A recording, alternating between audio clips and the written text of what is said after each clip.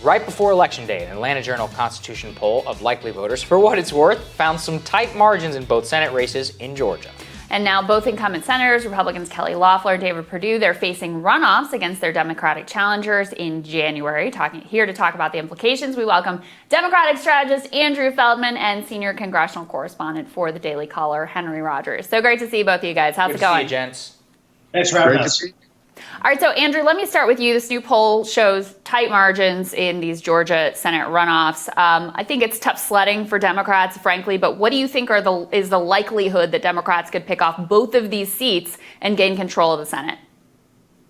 Look, my thought is this is going to be, either or none, right? Both or none. I don't think we're going to see a split result here. I think either Democrats are going to pick up both or they're going to pick up none. And the reality is, I think we have a really strong chance, at flipping the Senate here. We saw, the enthusiasm among Georgia voters to, say no to the obstruction politics that Republicans have been running for a long time. But, the Loeffler and Perdue are doubling down this week, failing to admit the reality that Joe Biden's going to be the next president of the United States, asking for the Republican Secretary of State to step down. I think voters in Georgia are going to see through this madness. And I think, fair fight and the work Stacey Abrams has been doing for a decade now is really going to help us, over the next 2 months. And I'm confident that we can pull this off.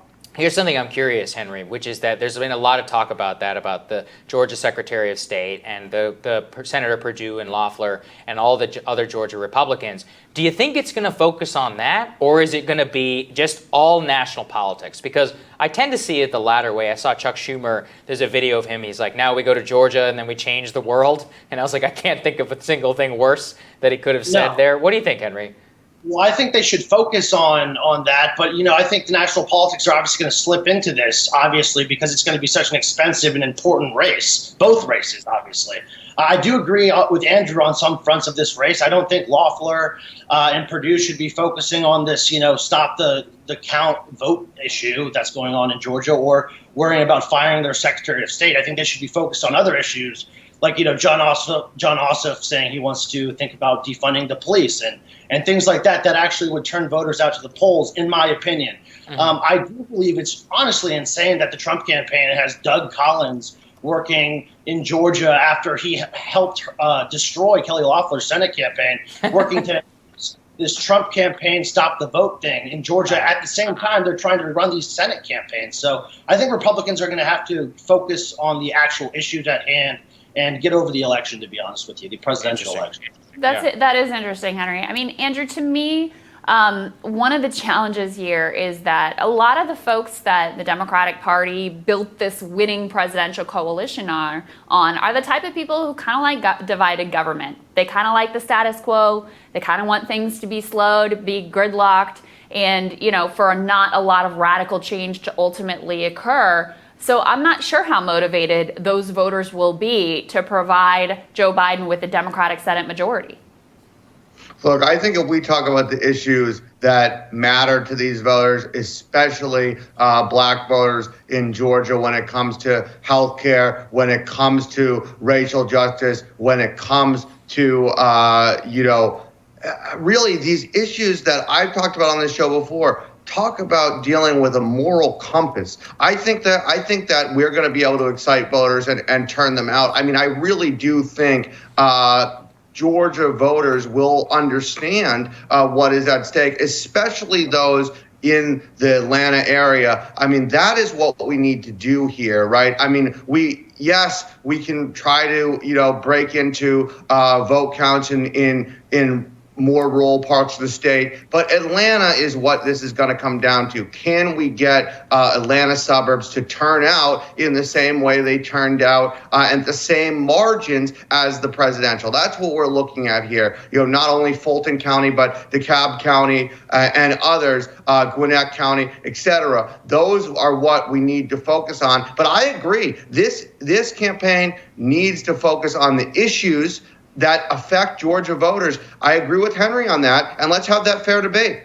Yeah, I think it's interesting too, Henry, when I'm thinking about this Georgia race, because it also portends how are the Republicans going to handle themselves if they do have a unified Senate. You have been covering this. How does Senator McConnell been telegraphing maybe what he might do with the Joe Biden as president? Is it going to be 2010 all obstruction? Are they going to work together? Because I think that significantly matters whenever it comes to this right now. What do you think?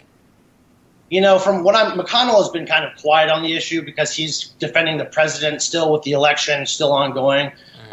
So he's been quiet on that issue. But what I've heard from sources is that Republicans are going to stop everything possible from moving forward in the Senate if they actually do win these seats. I mean, they're going to have the House and they're going to have the presidency. The Democrats are. So why in the hell would the Republicans actually work with the people, right? Because there's not a stimulus bill or there's nothing important that the American people actually need to get done right now. But no, I honestly think that moving forward here, the American people are going to realize that the Senate, how important these two races are, and that they're going to put their issues aside with President Trump, and they'll show up to the polls because they're going to realize if we don't turn these seats. If we don't keep these seats, then we're going to be going the complete opposite way in this country. Look, it's going to be a base enthusiasm metric, yeah. Right? If Democrats are more jazzed up about we got to get the Senate, we got to take this back from Mitch McConnell, then I think they could pull it off. If Republicans are super enthusiastic about we got to have a bulwark against the radical left or whatever they're thinking, then I think they pull it off. It's all going to come down to a base play. Andrew, I'm curious your thoughts on what Henry was just saying about the approach from McConnell. I mean, to me, it's like blatantly obvious what they're going to do. They're going to do exactly what they did to Obama, which is obstruct absolutely everything if Mitch McConnell is still in charge. It worked wonderfully for them last time. They had this, massive victory, massive wave victory in 2010. So they feel like that strategy was super effective. Yet I see a lot of centrists who are like, no, Joe Biden has a great relationship with Mitch McConnell. They're totally going to be able to work together. How do you see it?